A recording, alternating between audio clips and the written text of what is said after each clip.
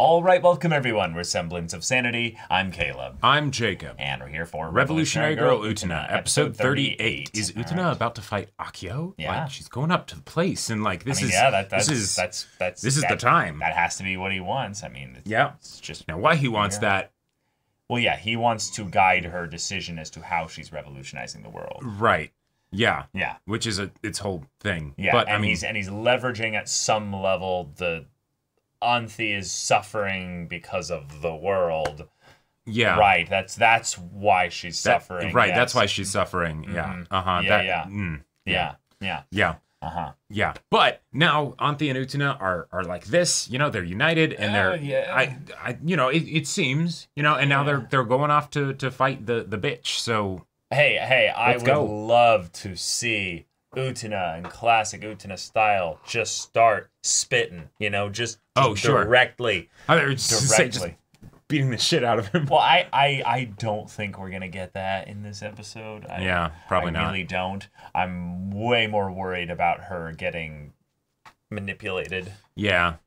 I don't have a lot of confidence in Utena as a protagonist. Ouch. Well, to be fair, if she does get manipulated, then that just means there's the opportunity for all the other characters to group up and then collectively beat the shit out of Akio together. Yes, if we have any kind of scenes with them Power of spectating friendship, or anything like that, possibly. But I think this is going to be a 3-person episode. Probably. And it's going to hurt. So, yeah. Y'all, without further ado, let's get into this.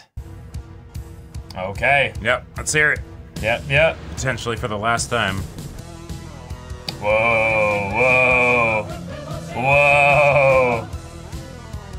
All right. Yeah, let's go. Fuck. Let's go. End of the world. All right.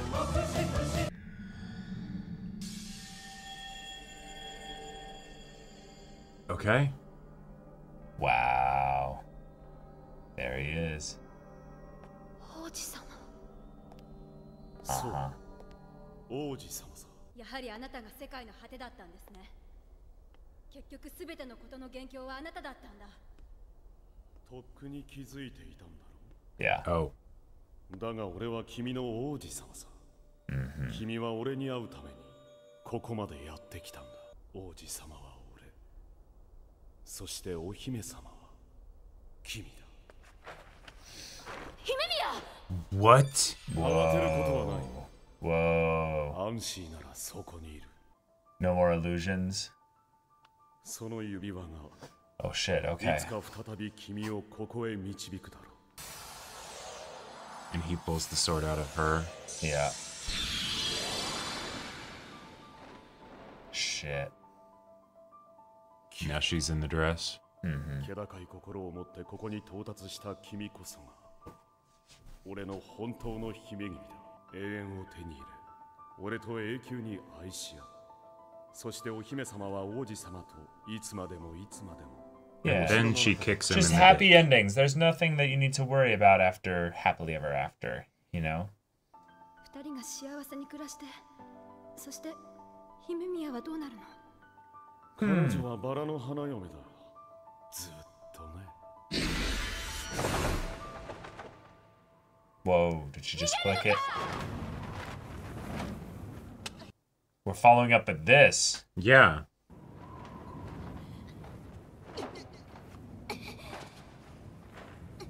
Shit. Whoa. She's not trying to save herself at all. Whoa. 私はバラの花嫁だ。 Oh, this theme, just so quiet and light. あなたの無邪気さを利用してた。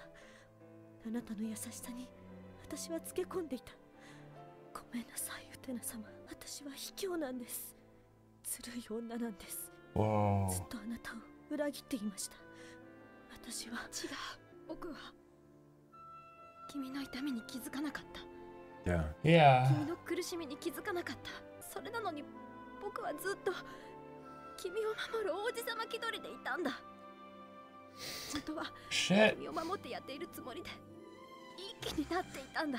Oh, man. そして君と明夫さんとのことを知った時には君に裏切られたとさえ思った。卑怯なのは僕だ。ずるいのは僕だ。裏切ってたのは僕 Oh shit. もういいですから。この学園から離れてください。すべて忘れてください。 Forget about you? できるわけない Yeah, じゃないか。 can't do that. No. そんなことできるわけないじゃないか。 Yeah, yeah. Uh-huh. 何をする That shit's mine. Uh-huh. 女の子が剣を振り回す Fuck that noise. 僕はあな Let's たに go. エミヤを解放する。だからこそ君に彼女は救えない。所詮王子様とか永遠のある城なんてまやかしなんだ。 Yep, yep, yep, absolutely. 現実を見せてやろう。世界の果てさ。 Okay. Alright. No more illusions at all. Let's go full Gynax. Let's go. Show us Sure. what's actually happening here. Yeah. The eternal twilight of Enor Londo. Yep, yep. Okay. Okay. Yeah, yeah. He never cared about the stars. So all of this Was maybe was a in the projection. moment when she あなたの部屋じゃないか。素晴らしいプラネタリウムだろう。 Wow. 永遠のものや奇跡の力が存在していてほし Nice. いという Yeah, yeah, yeah. 青 It's さ a い願望を projector, not a way to observe things. It's Oh, okay. wow. Yeah, yeah, yeah, yeah. Nice. この部屋よりも高いところなんてないんだ。この部屋こそが大鳥学園の Nice. And we've been seeing it so many times through that lens, wondering what the fuck. Yeah. 部屋はあなたと姫宮がいつ Yeah. いつもなんだあんなことを起こっているのか。俺はそんなにいけないことをしてる。 Oh, please. Yes. Dig your grave. 君も俺と同類の人間だろう。 Yep, yep. Keep talking. Keep talking. 君も忘れてはいないだろ Yep. Look at those moments where I printed on you. You remember Yeah. those? う。フィアン Look how Those were evil your you fault are. after all. それは罪じゃないのかな。卑怯だよ。こんなの。真実の自分から目を背けて人を責めるのは卑怯じゃないの。 Yeah, let's stare the truth in the face. 自分 Yeah. だけが清らかで正しいつもりでいるのは卑怯じゃないのか。そうじゃない。僕は姫宮のことを。そう、君はアンシーのことさえ分かろうとしていなかった。結局君は君自身のことを考える This is the ので thing I 精 was 一杯 worried about because there's a part of this This that's shit's right. not gonna work though. Yeah, but there's a part of it that's right. 君はいい女さ。女の子でいるべきなんだ。 Like Akio has been doing this for so long, he's not just gonna keel 無 over. 力な自分に打ちひしがれていた。目の前にある残酷な現実になすすべもなく、 Mm-hmm. 自ら世界と決別しようとしていた。 Yep. You've been asleep all this time. Yeah. Right, and the illusion was the そんな君を闇の中から救い出したのは、 right, and that was the prince showing up that Yep. 君は俺によって that も she う一度世界と向き reframed 合う力を into 得 the たは fairy ずだ。 tale. Mm-hmm. その時俺は君にとって王子様だった。あの時も今も俺は同じ。 Oh ア shit. ンシーもまたあの時も今もバラの花嫁であり、そして魔女であるように君もそうだ。 Okay. あの時も今も Wow. 君は Nice. We're in the 女の子 the elevator. Yeah. 剣を持って戦う必要はない。気高く美しいいいお姫様に Damn. なれる。 Yeah. In the waiting room. Yeah. Mm-hmm. さあ、俺にその剣を渡してくれないか。 Yeah, I'll stick it right through your gut. あなたは彼女のお兄さんじゃないのか。彼女を放っておくつもりなのか。バカな生き物だ。王子様など最初から世界のどこにもいないのに。 Oh, bringing this back. 自分の Okay. ことを王子様だと言ってたじゃないか。それが何かわかるか。 Pretty デ lie. ィオス、王子様の墓。 Mm-hmm. あんたが彼女を魔女にしてるんだ。違う。俺たちは愛し合っているんだ。 Wow. 彼女はもうこんな風にしか幸せになれないのさ。 Yeah. Pulling the many blades out of her for Mhm. that Oh. there. ひな鳥は生まれずに死 Oh, んでいる。 oh, 我らがヒナだ。 Okay. 卵は世界 all right. Yeah, let's go. の殻を破ら I mean, this is a good sign. Yeah. らは生まれ Yeah. Yeah. Gotta get that one. 殻を破壊せよ。Even you, bitch. Yep. Mm-hmm, that's right, because you're our bitch.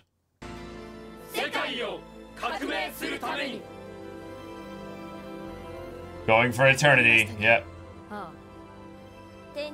Yeah, they can't help. Yep. Mm-hmm.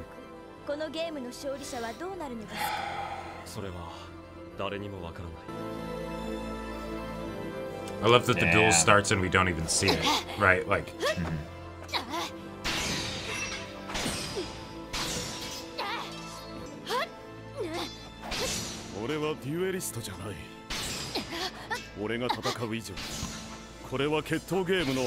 There's no flower to remove and have herself declared a victor. Right. I mean, she does have the white flower on her, but... Oh, okay, he does too. 君はまだ遊びの決闘しか知らない。君のような子供に俺の理想は理解できない。君の知らない理想のためにバラの花嫁はいるんだ。こんな部屋でみんなを操って何が理想だ。くだらない。Shit. 子供にこの部屋の価値はわからない。This is the let me teach you.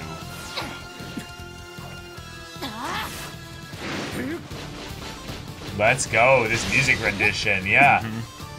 僕はあなたから姫宮を解放するものになる。何を言っているのか分かっているのか。分かってるさ。僕が王子様になるってことだろう。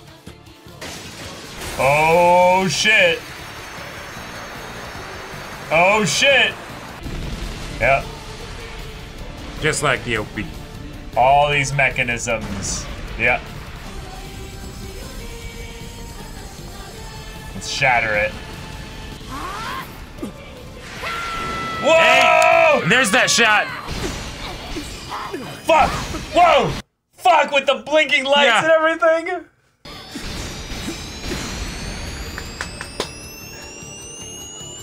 And just like that, Anthy began to hope.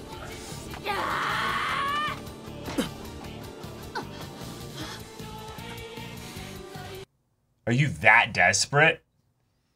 I guess. Oh no. Oh no. Oh no. Oh no. I had a shit. No, no, no, no, no.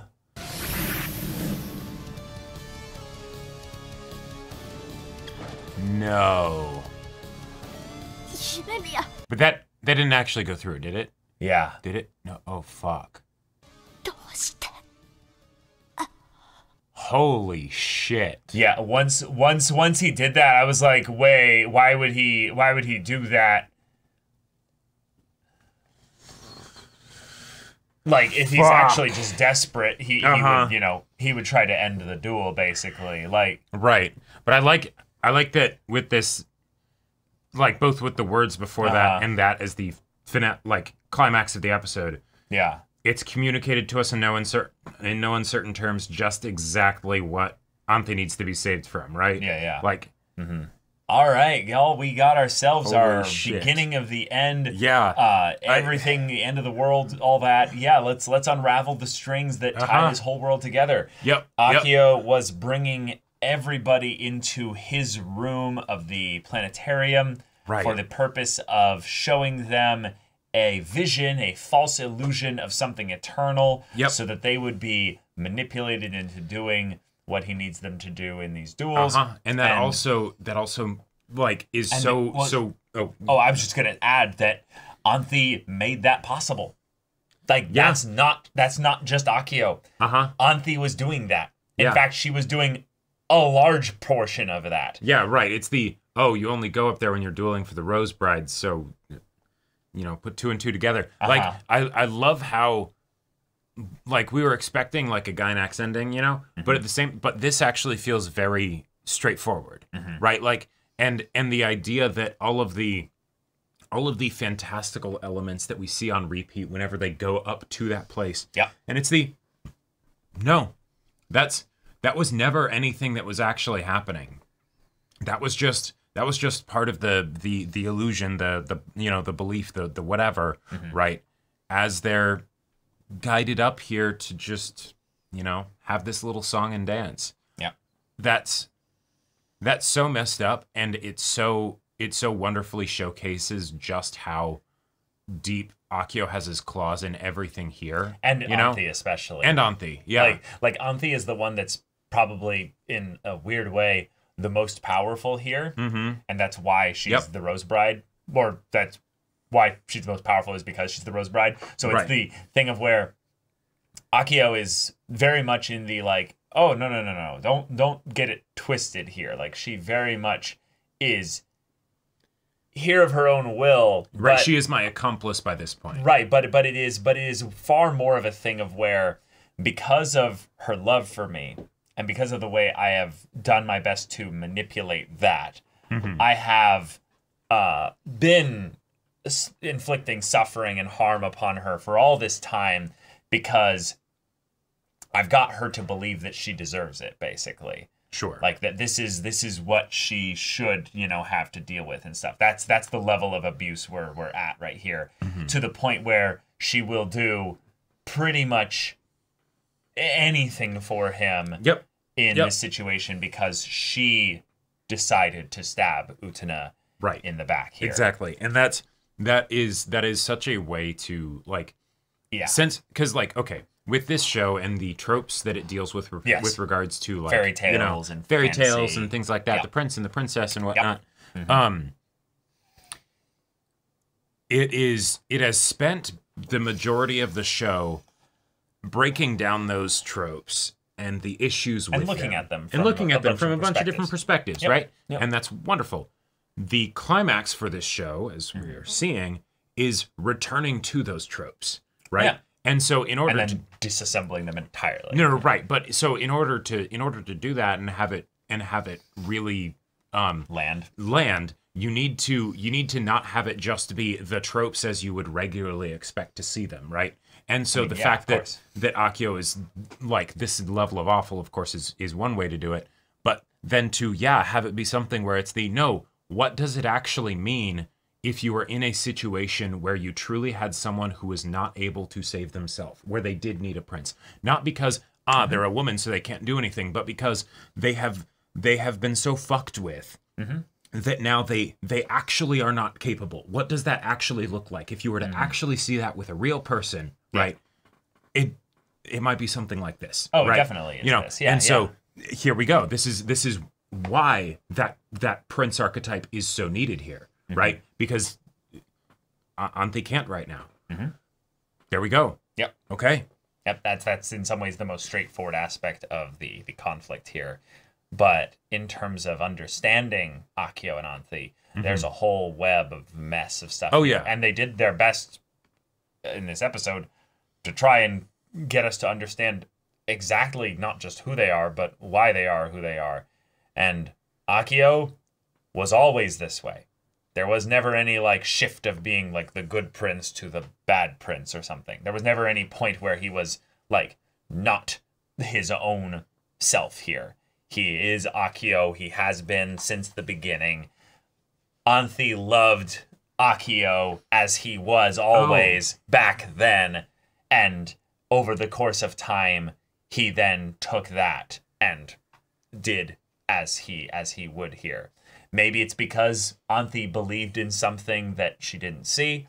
Maybe it's because Anthy has her own shit to deal with. She's not a good person in that regard. Okay. We will get into probably what that is eventually, but I think that's a pretty tough pill to swallow here, is that the genesis of all this was two siblings that loved each other and were always who they were, but over the course of time, Akio kept digging deeper and deeper into Anthy, and that's where could you unpack the always who they were bit, because I'm not sure I get what you mean, because like that's what Akio was saying basically throughout the episode, was that this is who we are. This like, we have not been operating the illusion of the prince and all that is the part that where the big lie is, but who we are, who me and Anthy are, there's no illusion there. That's but wasn't that something where he was saying the some like talking about the present rather than like some all-encompassing statement about the past. What do you mean? Well, like, you know, Anthi is acting in her own free will, you know, right? Like, you know, she is a part of this. She wants this, yada yada yada. You know, that kind of stuff, right? But that's talking about they were talking about the present, not about the past, right? Like, well, right, but we've had very clearly times in the past that were brought up in this episode and in previous episodes talking about the ways in which she was always the witch, basically. She was always the one that loved me. There was always that's not a thing that's changed or anything like that. That's always how it's been. The only thing that we know for sure in terms of the progression is that Akio abused her. Akio used her and her power, her ability, and took that suffering that she was going through for being cursed as being the Rose Bride to then get what he wanted out of this. Okay. Maybe we have different interpretations of the stuff that happened. The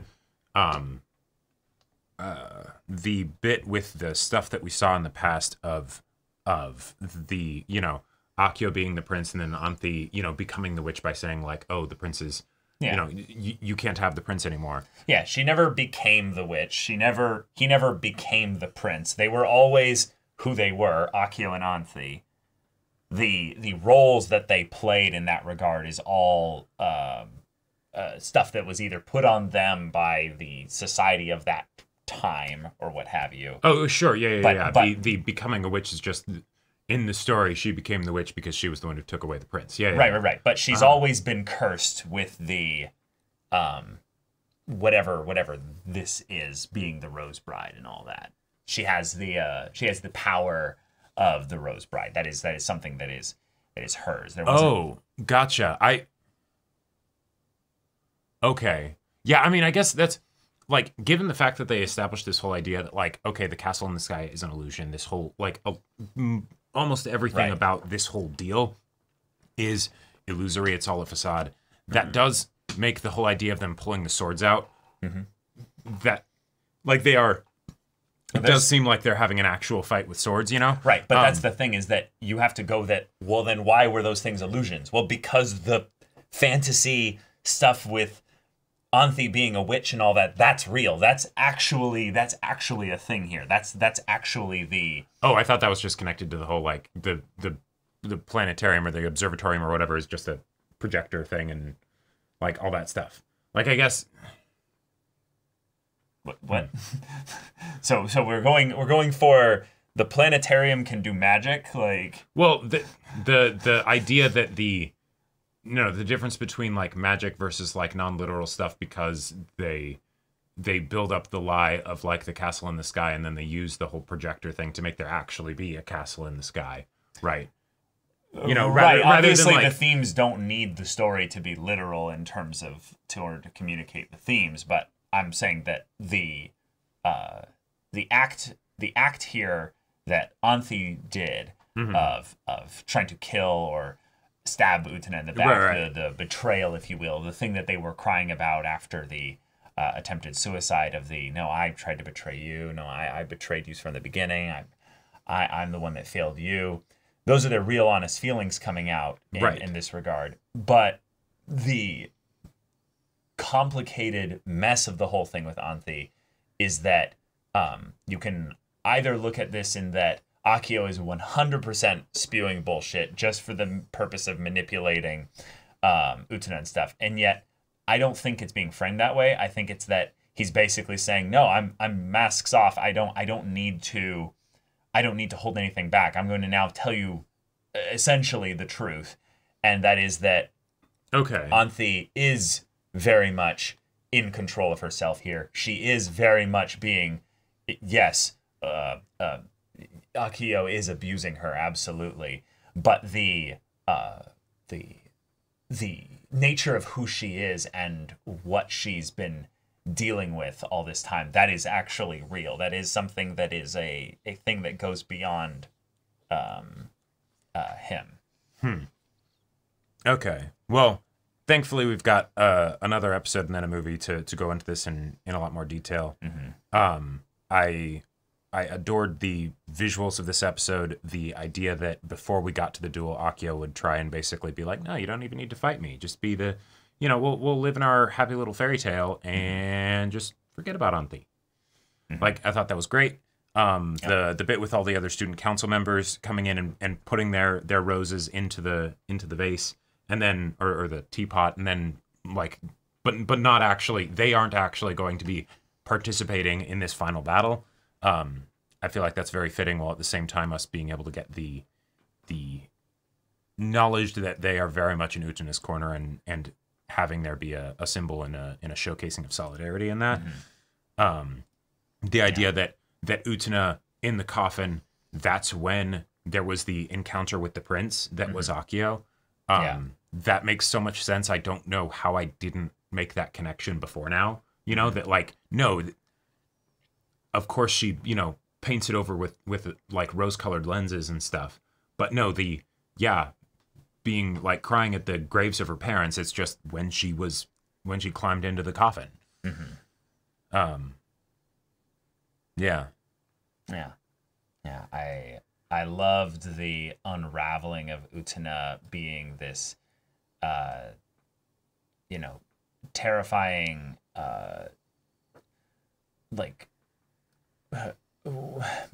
unmasking, I would say, of Akio, where he stops basically trying to sweeten his words, for the purpose of manipulating Utena. It's basically his classic villain frustration of everything going like just about according to plan, but she's here with the sword. He does need to actually beat her. He does need to unmake this idea that she can be the prince, that she's capable of saving Anthy. Right. If his lie of being the prince isn't enough for her, and she's going to actually try and be a prince, then he's going to try and basically tear her down to show that, bring her down to his level, right? And then beat her with experience. But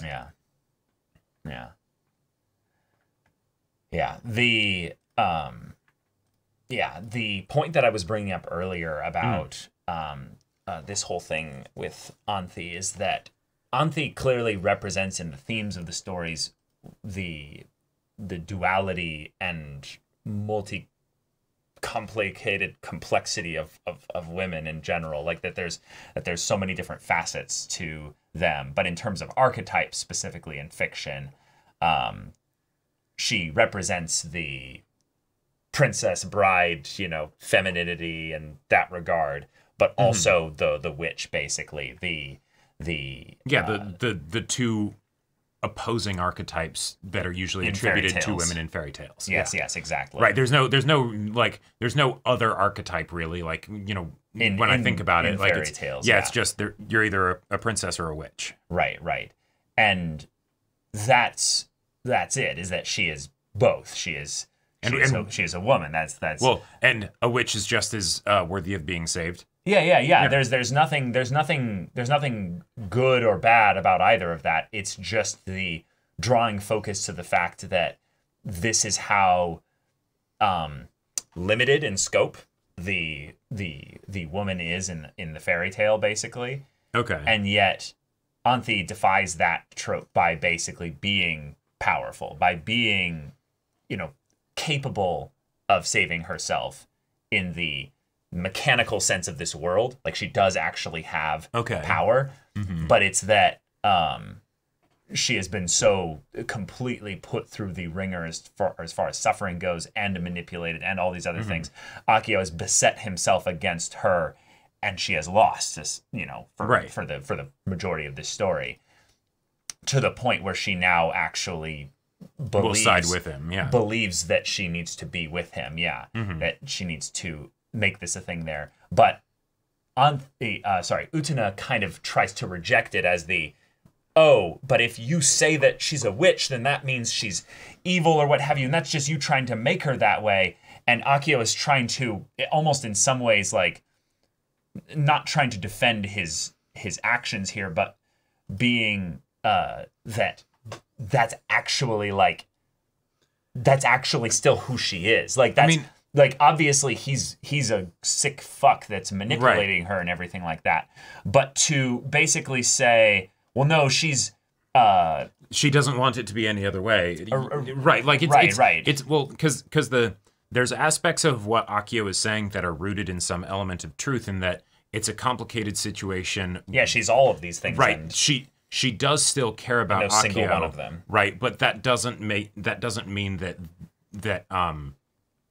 what he's saying, that are the things that he uses to try and justify his own actions, are in any way true. Right. Right, but in this part here, he's not justifying his own actions. He's talking about the nature of who Anthy is. Well, but isn't he trying to like manipulate Utena's perspective of Anthy to justify himself in her eyes? Where it's she wouldn't be able to have it any other way, right? I am not doing anything wrong. Yeah, no, of course. I don't care about what his intentions are. Okay. The stuff that he's bringing up, though, is the same thing by which people then would use to say, well, Anthy can't save herself because, she's basically, she's just a victim here. She has nothing to do in this story. She has no agency or anything like that. That's I think the point is that you're either just a princess or you're just a witch. Right. And that's belittling the point of that Anthy is both of those things and can save herself, but she needs Utena to be that first step, the person to grab her hand and be like, no, even when you don't want to save yourself, I will give you that initial pull. Right, and that's where the solidarity comes in. That's where the importance of Anthy taping up the letter in the previous episode comes in. It's not so that she can transform out of those archetypes into a new archetype. No, but it's the idea that and that's why her stabbing Utena is so important, right? Because it's showing she does have agency, but she needs help, right? Thank you. Yes. She is not in a place where she is able to save herself right now, but she is.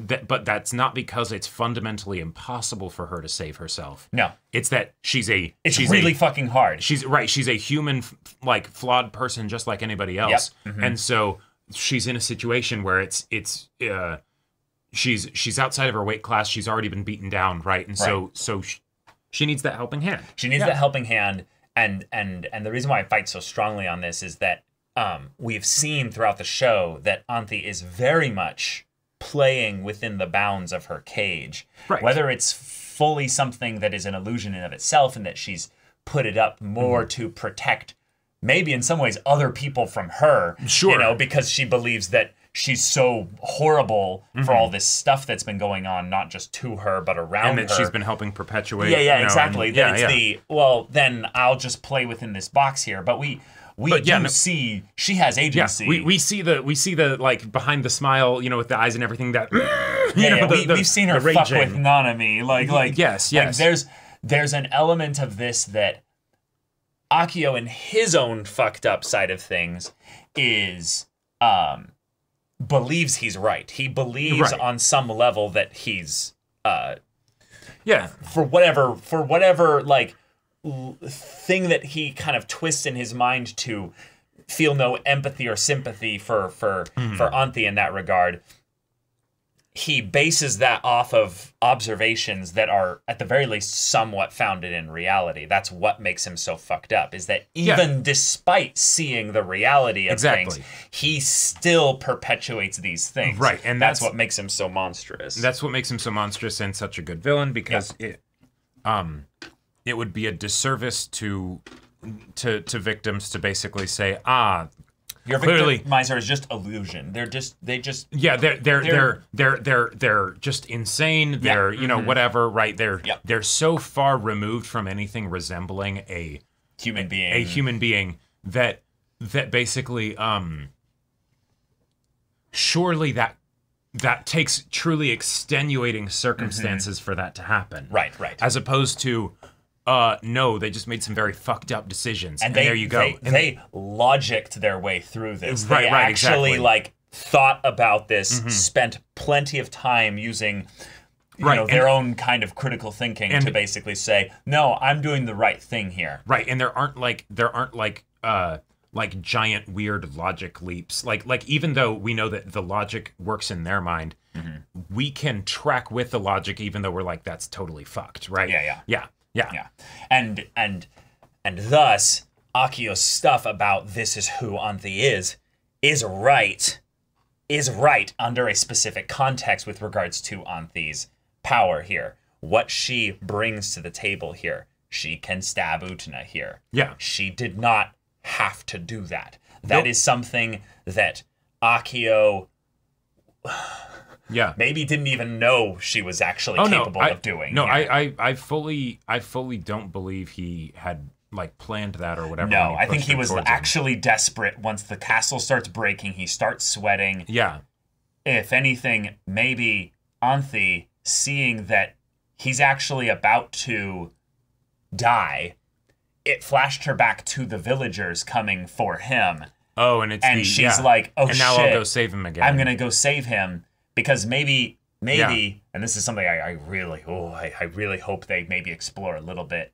There's a part in Anthy that's like, I want both.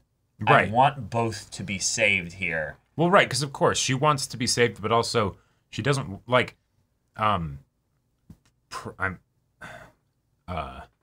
it feels presumptuous to try and make guesses about Anthy's motivation with regards to Akio. Sure. But this started because she didn't want to lose her brother, right? Like not saying it's her fault at all, but at the very beginning bit with her saying, okay, no, the prince, you can't have him anymore. Yeah. She didn't want to lose her brother. Right. And of course that would still be there even if the brother that she knew is not here anymore, right? Yes. It's her brother is absolutely gone, but of course there's going to be that part of her that wishes she could get him back. I'm sure that probably has something to do with why she throws all the barbs his way, right? Yes. Because if she truly didn't care about him, she would not necessarily feel the need to antagonize him. The fact that he is abusing her like this, yes, there's the abuse in and of itself, which is bad enough. But then on top of that, there's the fact that it's a betrayal, right? Because he is her brother, right? Yeah. And so, where the fuck did you go? Yeah. And so, when she sees that her brother might, the chance at getting her brother back might be taken away from her, she then tries to defend him. Yeah. Yeah. But yeah, the fight was epic. The point at which the fight turns felt like the best example of all the fights that we've had thus far, with the point where instead of Anthy kind of giving Utena a boon or a little bit of a blessing. Utena just does it herself. Utena just does it herself by stating, I'm going to become the prince. Right, and I love that she says that after it's been shown for the whole, no, this whole thing is just an illusion. It's all fake. And then she's like, well, I'm going to be the prince. And then suddenly the power of Dios shatters, right? And of course, Akio freaks out at that point because he's like, wait a minute, is she actually going to try and be legit? Right. Like my whole basis of supremacy in this engagement is making the fake fairy tale. Is based on the idea that you're a fake just like me, and I'm a better fake than you, right? Right. So you should just give up. And then it's she's stating that she's going to be a real prince. Right. So either she's crazy or has no idea what she's talking about, or she actually saw something eternal here. Right. She tapped into the sauce and right. And maybe I'm like, this is my own personal kind of take on this, that the reason Akio starts to freak out is not just because of what Utena's doing, but what that does of shining a mirror on himself. Sure. Of the, oh wait, am I really that pathetic? Am I really that scummy? Am I really that weak? Where it's the, I could have just chosen to be an actual prince, right? And I didn't. Yeah, the idea that in some ways, having something that's an ideal, that's unattainable, it's not actually real, it's not based in anything even necessarily helpful or good. It's just a focus point. Yeah. can be something that affects you and generally leads you towards something more than what you are, a symbol. Yeah, the paragon. Right. That's something that none of us really can become, and in some ways maybe... Yeah, that would fundamentally, like, disassemble the idea of a symbol, right? Like, right.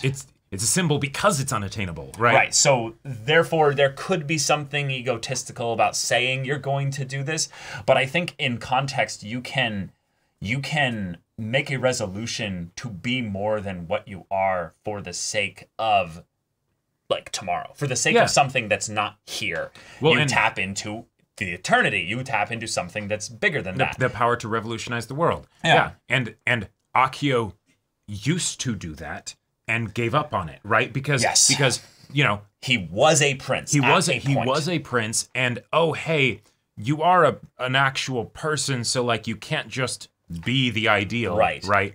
But then it's so now I'll say that there's no point in having an ideal at all anyways, and anyone who tries to have an ideal, they're actually just disillusioned, and I need to make them wake up and see the real world. Yeah, maybe I do think that there's some kind of sick joy he got out of seeing people go for something eternal and kind of presenting that for them to ultimately, realize the futility of it. I think so too, and I think that's why he enjoyed predating on those types of people, because it's and I'll show you, right? Like that's the whole car scene, right? It's I'll show you what reality is like. Yeah. But it is something where I am excited to have the next episode kind of peel things back a little bit more, because I feel like we held back just enough on Akio and Anthy that there's a lot that they could get into here. Yes. But the idea that they both are the witch and the prince, right? Archetypally. But then also in terms of who they were always Anthy and Akio. They were always brother and sister. Akio was never the perfect, prince or anything like that. Yeah, they were just own people. He was still his own self. If anything, he might have done that for the sake of Anthy. There might have been this, because he does say that he worshipped her like a goddess. He very much saw her in this elevated, maybe even archetypal kind of way of she is the perfect one to protect and to and that's where and hence the traditional failings of the prince archetype, because you're essentially dehumanizing the very person that you're giving value to, maybe, right? Or attributing value to. I think that's the area where they held back just enough that they can still add more to that in the next episode or in the movie. But that aspect of it being something where he did have that, he lost not necessarily anything intrinsic in that whole process, but the illusion of this prince, this power of Dios, all this stuff here, that is something still that Anthy and him are trying to get at. They in their own fucked up kind of joined alliance, if you will, they are seeking something eternal. And so I am interested to see what that remaining bit is. What's the thing here that made him choose this illusion? What's the thing in here that is eternal, that he is? What is his actual wish with all of this? So this is going off of things in the show that were fantastical, but also potentially non-literal and all that stuff. Even though not entirely non-literal, I don't think. There's the whole idea of this school being one where time doesn't progress, right? Everybody stays the same age here, right? This is, you could say that is a form of eternity, right? Because it's the just just a screenshot, a frozen moment of time, and if you think about it, that's probably the biggest argument against eternity being desirable, because then it's all right, cool. It's stagnant. It is fundamentally stagnant, because it always has been. It always will be. It can't change, because it's beyond even the scope of time or anything like that, right? And that definitely does seem like something that the creator of this story is trying to combat by the very nature of this story being told, is that your archetypes and your views of how characters need to be expressed through fiction have a limiting and stagnating and almost potentially not something rotten inherently in them, but they'll eventually start to stink up the room if they're not, refreshed and taken out and given some air and beaten on the side a little bit to the traditional prince archetype, I'm sure, is something that was probably very helpful and fresh at some point. Right? Because like if you talking about a prince archetype, to say like if it was a culture of like just marauding pillagers, right? Like that seemed pretty like fundamentally like out there and crazy and amazing, right? Yeah. In our modern society, it's not needed, right? Like, right. Or there's a couple things about it that you can actually pick out and they're still pretty good, but there's a good chunk of other things that somehow there's too many colors in this painting, basically. It makes things where you're like, so lineage? Yeah, right. And, and then also the, kind of elevated class kind of thing. Well, only one per... Yeah. And then also the, okay, so then there's a power dynamic with regards to the agency of both parties. And that's where I feel like the if you go back and you look at some of the old, like, plays that would be done, like, hundreds and hundreds of years ago, and I'm not talking Shakespeare, right? Like, I'm talking, like, the old stuff. It's the kind of stuff that you would laugh at nowadays, right? Yeah. Because we have no idea what they're getting at with, or it's just so like bad from our perspective because we've developed better ways to tell stories and things like that and to get at these kinds of transcendent themes and whatnot. Yeah. But for people back then, it was incredible, right? Like it could have been absolutely mind blowing because that's not something that you had as much, right? And so the zeitgeist of humanity progresses and things like prince or princess we're all maybe talking to each witch other and all that stuff. We're crossing cultures and boundaries and stuff like that. There's so many different ways in which our own kind of experiences are blending with people's experiences outside of our immediate circle there. So it's a beautiful thing to think about when it comes to stories like this where they're basically saying maybe the prince and princess and fairy tale archetypes need to get, the rugs basically of the, like what would be the equivalent of something where it's the, this is the foot dryer little rug for the shower. You got to pull that thing out. And lean it out a window and realize, this thing is nasty. Right, and get all that shit out of it.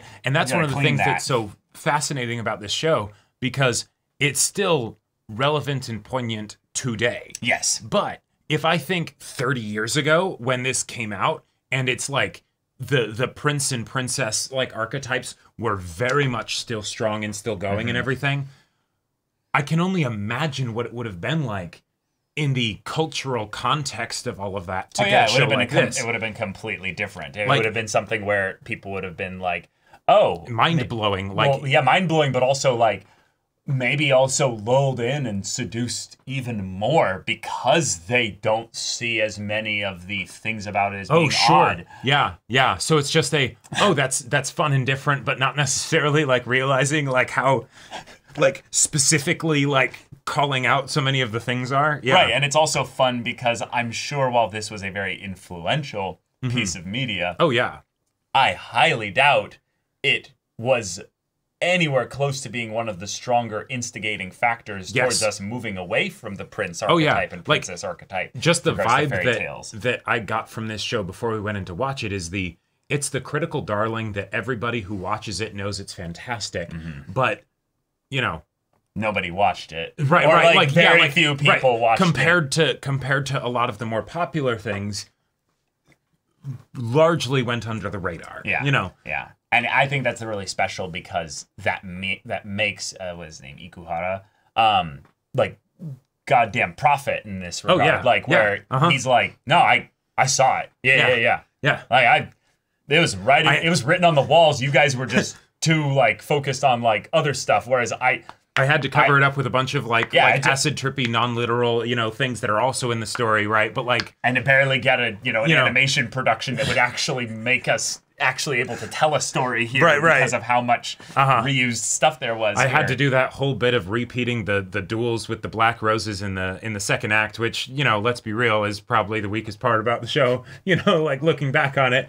I'm actually really excited to go back on that stuff and look at it a second time through, because I do feel like that's one of the parts that I still have like the least strong hold of it, because of how many new characters were introduced. Right. It felt like it was experimental for a show that already had a very clear understanding of its themes and what it wanted to do. Right. But to bring things back to this episode here, the idea that we're now in the know, everything is on the table as far as the world of Revolutionary Girl Utena. Yep. But now Anthy has been elevated basically to being not just the primary sole conflict, in that Utena and her had their moment at the top of the tower, which I actually am now like, was that something curious. that happened after all of this? Well, that's the thing. Exactly. I'm still not sure linearly where that fits into the plot of things.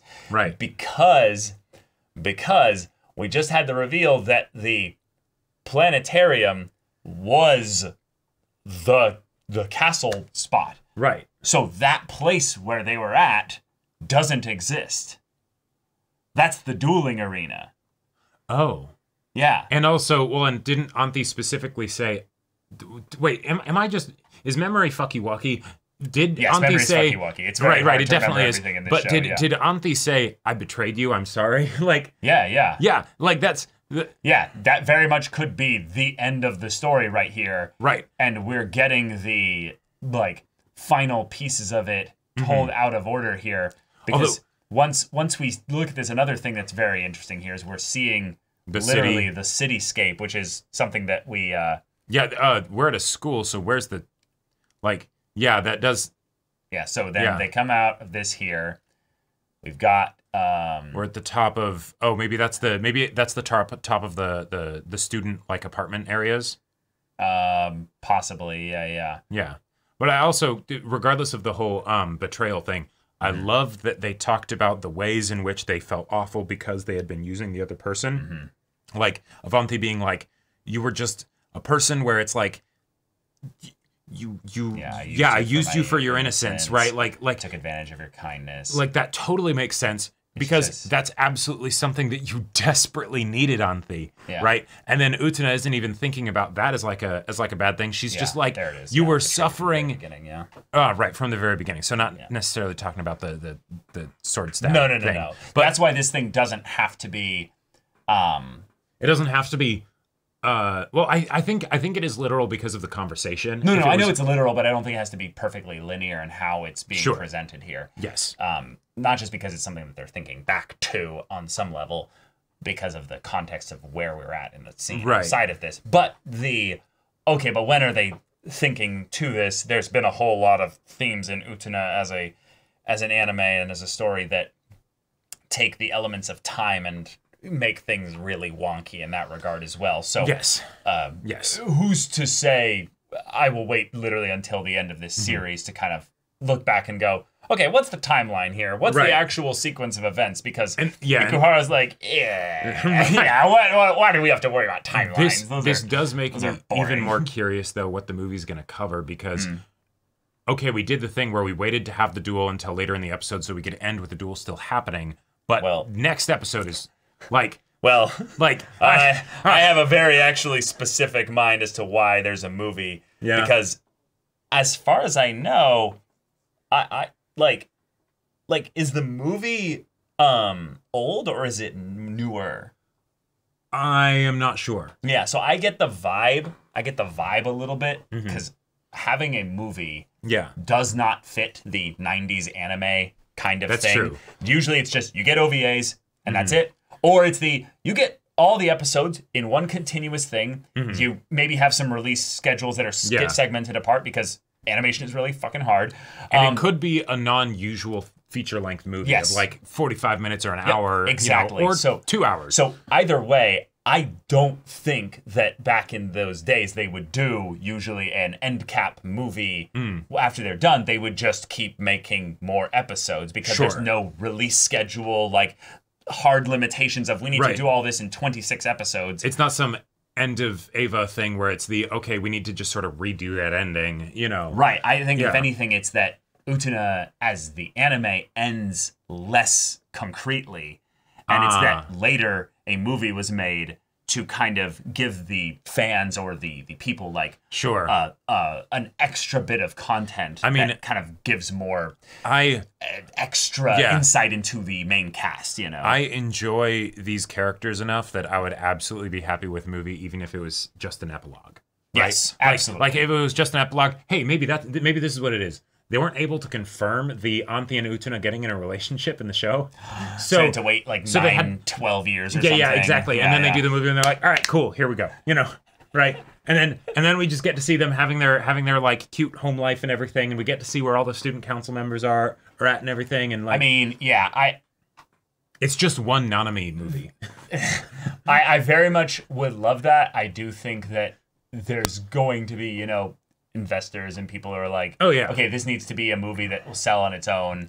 So it will have some kind of central conflict, some kind of struggle that's maybe it's some completely new antagonist conflict, whatever, but they still make it like tie into the themes of the show or something. I am basically holding the next episode up to a really high standard, and the movie is like a bonus thing. Right, it's a cherry on top. It's like, oh cool, we get more. Right, it could be an Evangelion thing where there's like no, this is actually the true ending. Like, thank you for sticking around long enough to get the true ending. Oh, or a prequel of exactly what Anthy and Akio's story was back then. Sure, I could see it being a prequel too. But yeah, that's all stuff for other discussions and things like that. But y'all, thank you so much for watching this episode's reaction and discussion. If you want to see the final episode's reaction and discussion right now, though, go check out the link in the description below for our Patreon. You can get an early access there. You can watch full-length timer reactions there, and all this comes with Discord access, so you can chat with us in the community there about this show, about anime in general, and also be sure to check out my Baldur's Gate 3 Let's Play on Twitch, and if any of that interests you, we'll see you there. But until then, we're Semblance of Sanity. I'm Caleb. I'm Jacob. And we'll see you all next time.